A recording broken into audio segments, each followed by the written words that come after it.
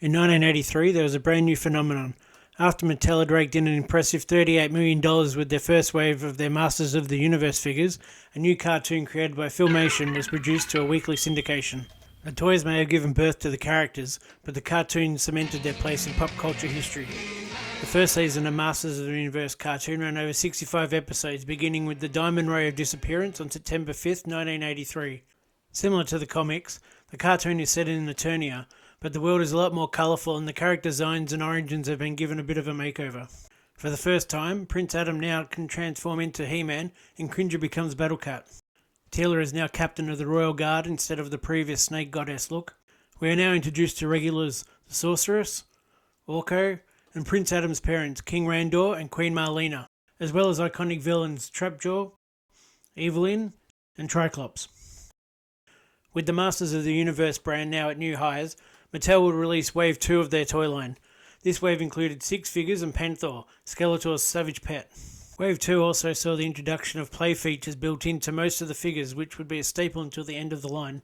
Let's have a look at Wave 2. You little fool! You just sealed He-Man's doom, and your own as well! Evil-Lyn, the only female of Skeletor's evil warriors, is a witch with the power of black magic. She's second in command and has the desire to one day overthrow Skeletor and rule Eternia for herself. The Evil-Lyn figure has striking yellow skin and a blue bodysuit. Both are quite different to her look from the cartoon. What is a witch without her magic wand? The wand was originally designed to be short but was changed as it was a choking hazard. Not many people know this, but the wand actually glows in the dark, which was never shown on the packaging. Other than the head sculpt, Evil-Lyn is a repaint of Teela's mould and will be the last female character released until Sorceress in Wave 6. I have done it! A perfect likeness of He-Man! Faker is an evil robot version of He-Man created by Skeletor. In the cartoon, he looks identical to He-Man but with glowing eyes, which is quite different to the figure. The most common attempt to explain the blue skin is that Skeletor created a clone of He-Man, but something went wrong causing the blue skin. Only Skeletor's magic can make him look like He-Man, but only for a short amount of time. Faker utilises orange versions of the armour and the power sword used by Skeletor. Obviously the sword doesn't usually have the true marks on it like this one does. The only new detail is the sticker under Faker's armour. I always thought this looked more like a tape recorder, but it's actually supposed to be a robot control panel. Even though Faker has a bit of a cult status now, this figure is the most laziest out of the entire line. It's just 100% repaint in order to get a new figure out quickly and cheaply. What is your command? Hey, I know who that is. It's Many Faces. Human, robot and monster. Many Faces is 3 in 1. Eternia's top actor. That was until Skeletor cast a spell on him, transforming him into 3 separate personalities, all trapped in the same body. Many Faces is able to take the strength and abilities of whatever form he's currently in. Spinning the dial on top of his helmet will swap between the 3 faces. His human form, the robot, and the monster. Many Faces was packed with a giant red blaster which would later be tweaked and used on the Voltron line. There was also a promo pack that included 5 bonus weapons. The industrial looking body and helmet would not be used in any other figure. Only his legs would be used, this time again on Trapjaw and Roboto.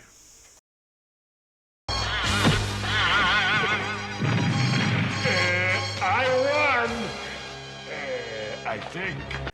Often used for comic relief, Ram Man is a loyal heroic warrior whose power is for him to be used as a battering ram, usually in battle or to get out of tough situations. Ram Man has the least amount of articulation of any of the non-beast figures in the line, with only his arms having any movement, and even then they move pretty awkwardly as well. He has a simple design with his red outfit, spring legs, and most noticeably the silver armour. This is notorious for fading and wearing away, just like the silver bracelets that this one is missing.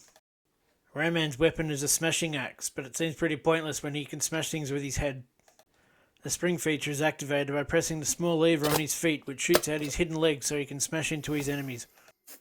Ram Man's mould is one of a kind and no parts would be used in future waves. Trapjaw, wizard of weapons.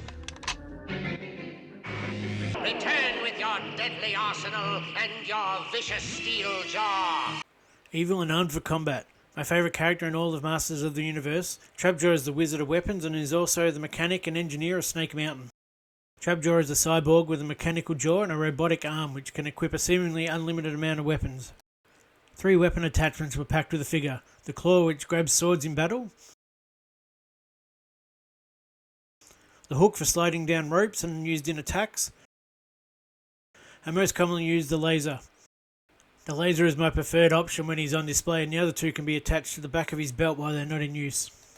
The jaw is able to be opened and closed, which is another cool play feature. Trapjaw has one of the most memorable designs from the entire line, with his pink helmet, his oversized belt and his blue body. Other than using a standard torso mould, only the leg mould will be used again on future figures. Tri-Klops, master of vision. I will need your gamma vision, which can see around solid objects. One of the most iconic from Wave 2, Tri-Klops is Skeletor's most loyal and strongest henchman, even capable of going one-on-one with He-Man in a fight. Using his visor, he has the ability to use his 3 eyes for various purposes. In the cartoon, they most commonly have the power of night vision, to be able to see through solid objects, and finally to see in far distances. He's also been shown to use his abilities for other purposes when required, such as firing light beams. He has unique green armour with orange detailing and matching orange bracelets. This is quite different to the red and green designs from some of the earlier mini-comics. Tri-Klops' weapon is a large sword for his battles against He-Man. Just above the handle is an eye logo, which is a nice little nod to his powers of vision. Tri-Klops uses a standard human body mould, but his coloured bracelets are one of the few times within the line where these are painted. His sword would go on to be used again for Fisto in Wave 3. Like Battle Cat is to He-Man, Panthor is Skeletor's feline companion and just as nasty.